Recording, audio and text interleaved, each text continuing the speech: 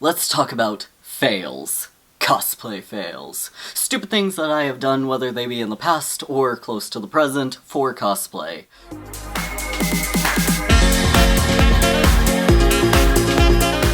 Whenever I got my start in cosplay, the internet did not have very many video tutorials, or even any tips or tricks for how to cosplay. So I didn't have much guidance in the world of cosplay. All I knew is I wanted to be this character and look like them. So the very first idea that I had for looking like them was I needed their hair. I needed to buy a wig. And that would be the staple. That's the iconic look for the character, is what weird hairstyle they have. So I bought a wig online back then.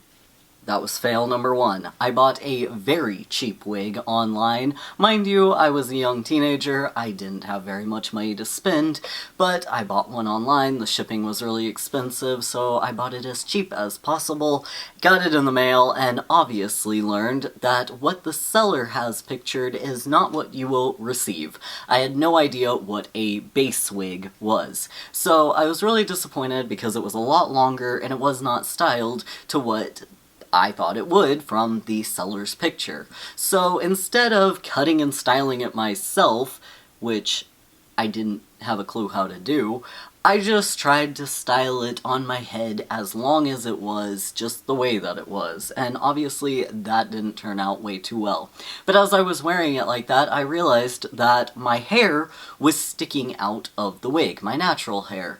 And back then I had a little bit longer hair, and I had no idea what a bobby pin was. That's not a cosplay fail, that's just a life fail. So I needed to figure out how do I keep all of my hair into this wig. And I didn't really understand what the word wig cap meant whenever I saw it in forums for cosplay. I just heard it described as a nylon fabric that holds your hair in. Or a head condom. That's kind of what I perceived it as from everything that was being described. Something that would hold everything in so that it wouldn't come out into your wig. So I looked it up and saw online that they were rather expensive for what you were getting. Just nylon fabric that holds your hair in. So instead of spending all the time with shipping and whatnot, I decided to go to a local store. And at that local store, I found a swim cap. I wish I were joking. I didn't know of anything else, and that seemed to be close enough to what I needed. So I bought the swim cap, and that is fail number 2. And whenever I put the swim cap on, I at first was really excited until it started to hurt. It was tugging and pulling at my hair, and I realized real quick whenever I put the wig on that it was too tight, and it started to pull upward, which was pulling all of my hair out, but also taking the wig with it. Bad news.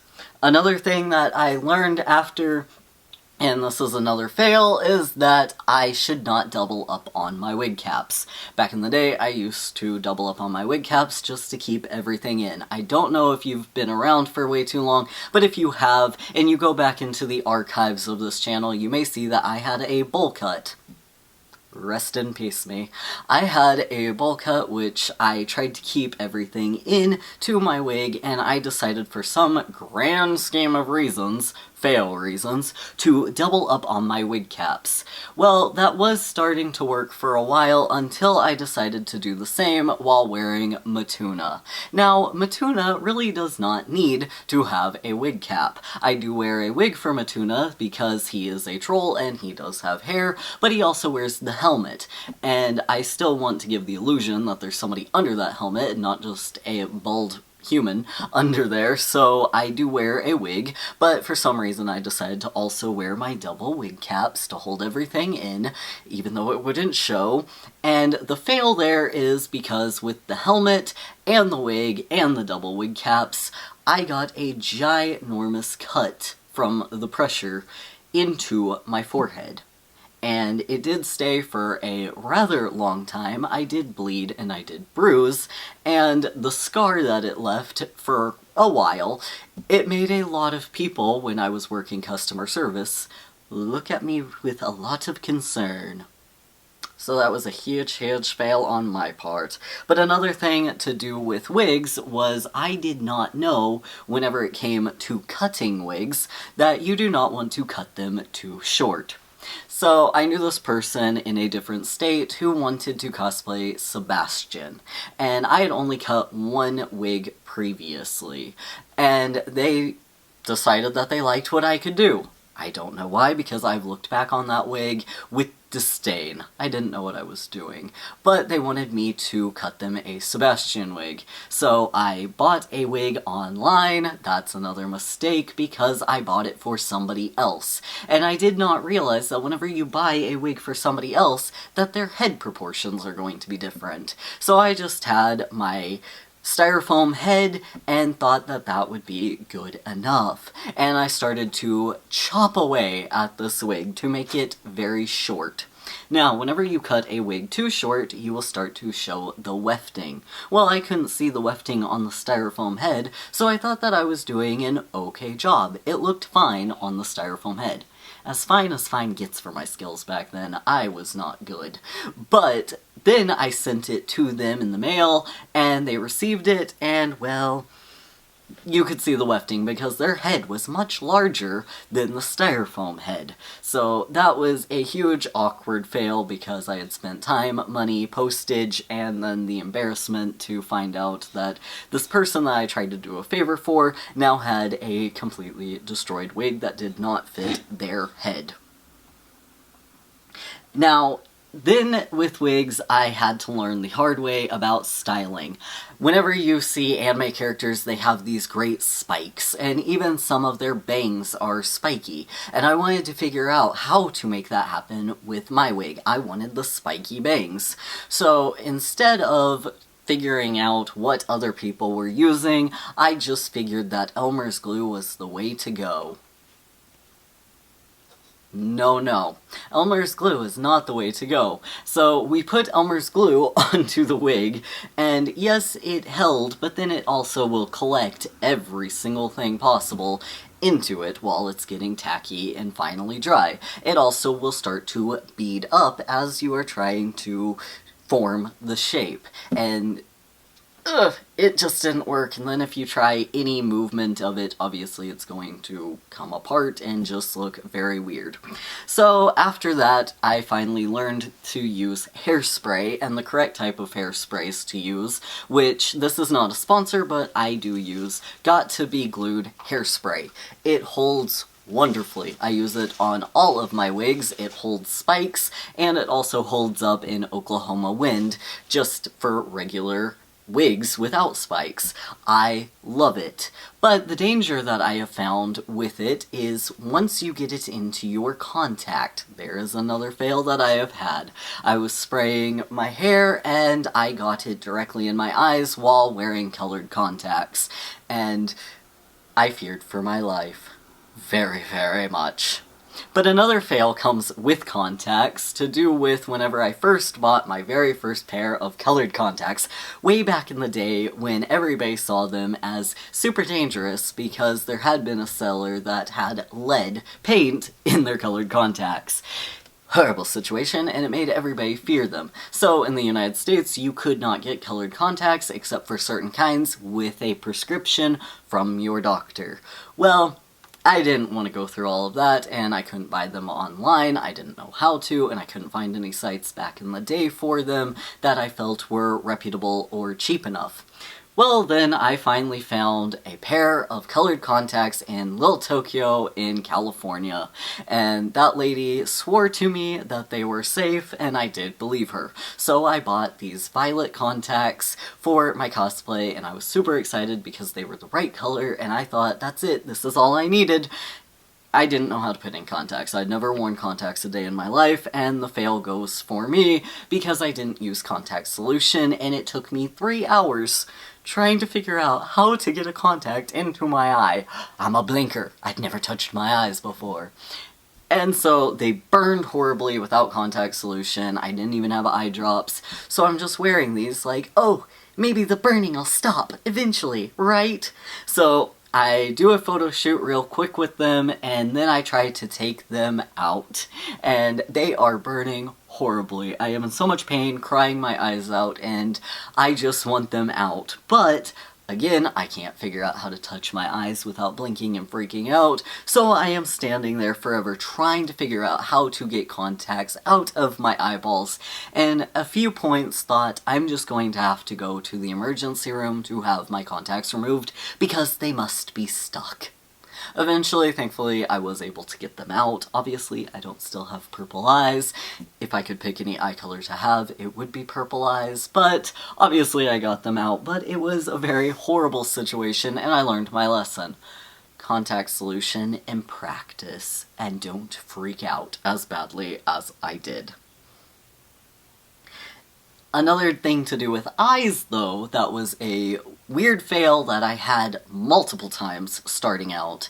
In the very first cosplay in the closet, you probably saw that I put on my very first cosplay makeup, which was just liquid eyeliner all around my eyeballs. Well, something that I did not really point out was the giant fails that I had with that. Not just that it looked sloppy, but also because I was using liquid eyeliner, which ran into my eyeballs.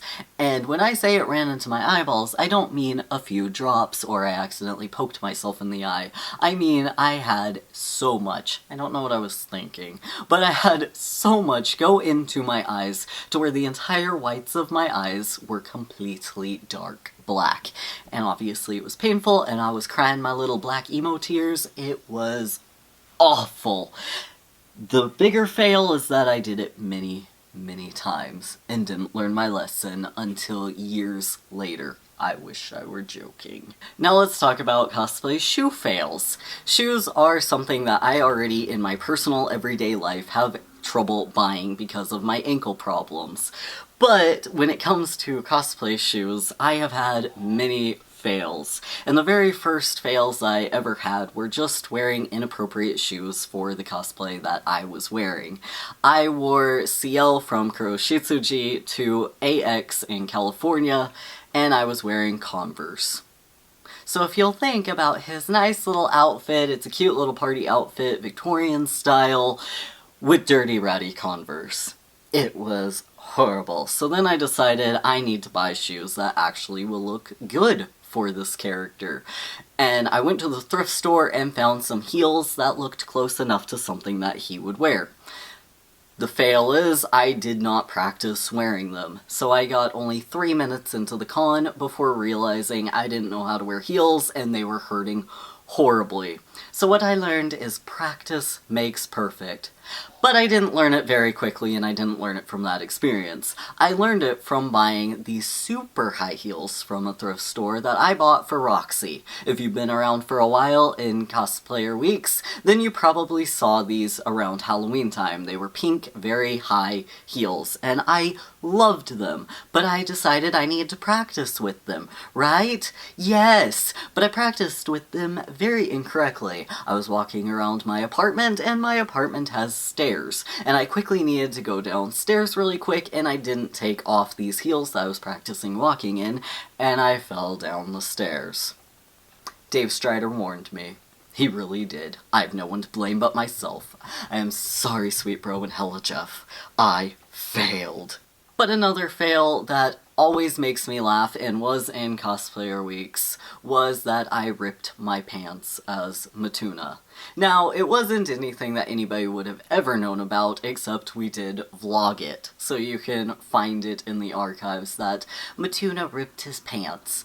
See, whenever I wear my Matuna, I do wear jeans underneath his very tight outfit because, well, I want to keep everything situated and taken care of, but nobody was going to know until then we vlogged it. And it was embarrassing and it was a huge fail, but I can laugh about it because it happened to Matuna and it didn't happen at a con. But I've learned my lesson on ways to get around wearing a suit like that and feel a lot more comfortable and not have to worry about ripping some skinny jeans in the process.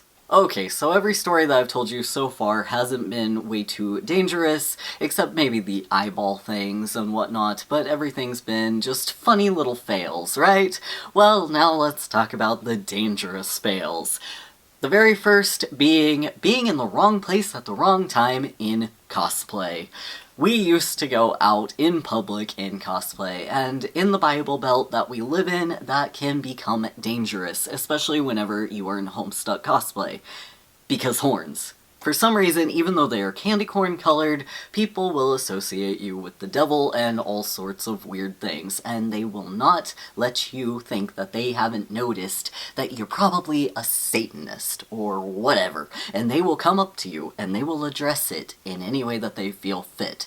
That can be dangerous, but something that I will never forget was one time whenever we were out at IHOP in the middle of the night.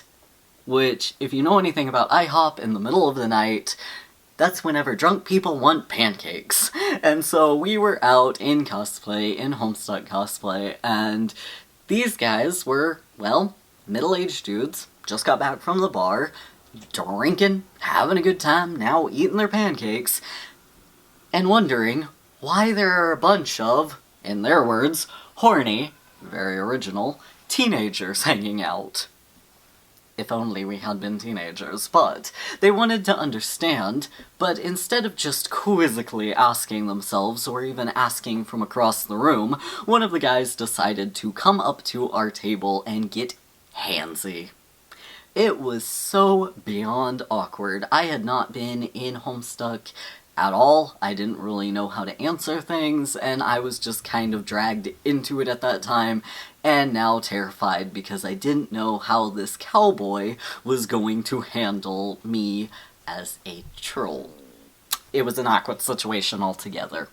But thankfully, they didn't follow us out into the parking lot, and we were able to get away just fine, only touched by his greasy, nasty hands a few times, but we survived to tell the tale. A few other times were kind of scary, but that was just mostly people shouting and having their way of comments and weird, rude language. It was just a grand time, am I right? Alright, but those aren't 100% dangerous, right? Those ones don't send you to the ER or anything. Let's talk about the ones that send you to the ER. I have been sent to the ER now twice for cosplay, and I will talk about just the quick one that I've already talked about before, which is whenever I cut my thumb. I was working on my Juzo scythe, and I was just using a razor blade. Bad idea already, I know, to cut everything out. Well, the razor blade obviously slipped and slipped right onto my thumb. And at first, I wasn't going to go to the emergency room. I thought that I didn't cut that deep. Until I couldn't get the bleeding to stop, and then I realized, oh, great, okay, maybe I cut the vein. So we quickly rushed me to the ER, and they did all their check-ins, and thankfully I didn't cut my vein, so they stitched me up. At first I wasn't even going to let them do that, because I am super needle phobic, but they told me that because of it being right there, obviously you have to have it stitched up. So they stitched me up really quick. I also had to get a tetanus shot, which I did not want whatsoever, but because that knife, that razor blade, was not clean, I listened to them and I made the adult decision over my phobia's decision, and I was like, okay, I'll take it. But it was a horrible experience. Thankfully, I was able to take the stitches out myself at con so that I wouldn't have it show up with my cosplay. I'm already a fail just because I do stuff like that. Just, horrible. Now let's talk about the most awful of the experiences that took me to the ER, and it is the funniest though, even though it's the most awful situation, but it is actually hysterical and the biggest fail of them all. So we had somebody that was a photographer who wanted to take photographs for their class. They needed action shots, and they wanted us to be in them. So we decided on having Carcat and Dave have a fight. So Carcat with his little sickles, and Dave with his katana. Well, I was Carcat, I had the full get-up on, and I had these plastic little sickles. Okay, not dangerous. Then we had Dave, and Dave had my katana. My katana is a real katana. So we knew that we needed to go slow. We knew that the blade wasn't super sharp, but it had never been dulled down. It just dulled down over time. So we knew that we needed to be careful, and we were. We were going very slow and choreographing everything as well as we could and trying to work in tandem with each other so that nobody would get hurt. We weren't wanting to, like, swing at each other. Well, then the photographer asks, can you guys speed this up, because I need actual flowing movement on camera, and right now it's just still. Speed it up, please. Alright, well, we should have known, and we were as careful as we possibly could be, but the next thing I know, whack. I am hit in the face with the katana. And mind you, yes, I have troll paint on, and I am just bleeding through all of it, and we don't know just how deep the cut is or anything. So we quickly have to scrap photographing, and we were also out in a little field right by the highway. Oy vey, so not in a good situation, had to quickly just rush home and take off the paint. We didn't rush to the ER because I am needle phobic and I also have a lot of anxiety, and I did not want to be known as the person who showed up in gray paint and a wig and horns to the ER.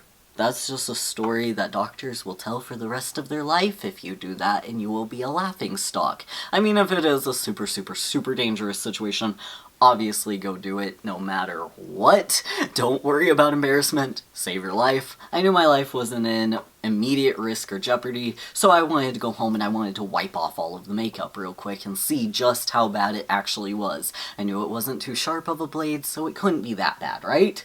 Well, got home, wiped off as much as I possibly could, still a little gray around the edges, and started to realize that I'm not going to be able to get away with this not having stitches. So we quickly ran to urgent care, and by that point, yes, I don't have the wig on anymore, but I am gray around the edges and I look like crap. I look horrible. And we get there, and now is another embarrassing part of they want to know what happened. Why are you bleeding from a giant gash in your head? I didn't want to fully explain what we were doing, but I did explain that I was hit in the face with a sword.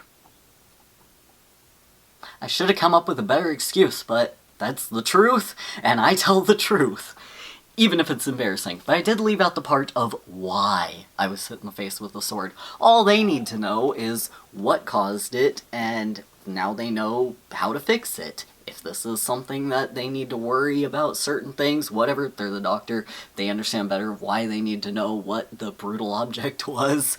And so they got me all stitched up, which at first I did not want. I was hoping for glue, and they told me it was too deep for glue, but that definitely just a few stitches and we'd be good. It was quite a few stitches. I don't remember how many, but it was quite a few. It was more than 2, and they had told me 2 originally, but I got all of that taken care of, and then they were like, hey, we need to do a tetanus shot. And I was like, huh?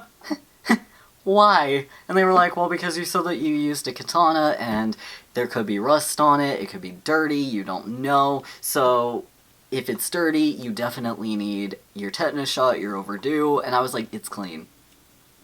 And they were like, well, how clean? I'm like, it's clean.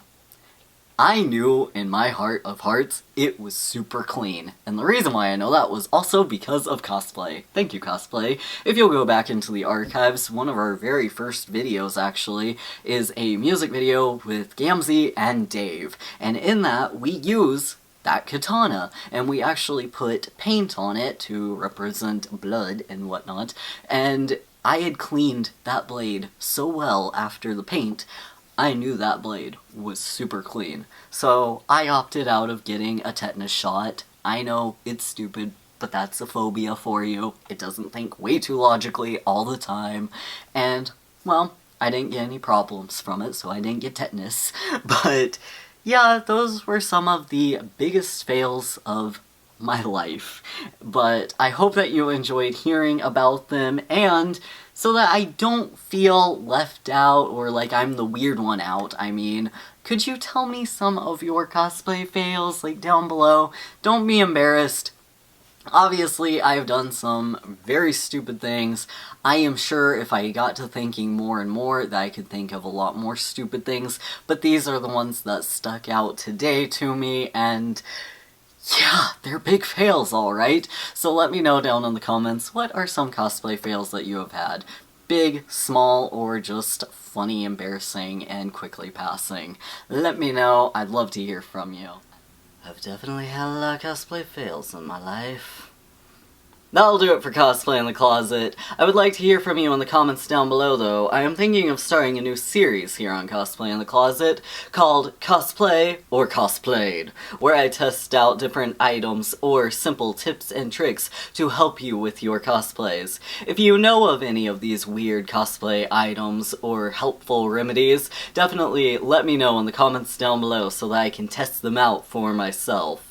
Thank you very much for watching, and please do not forget to subscribe. I will see you all next time. Bye.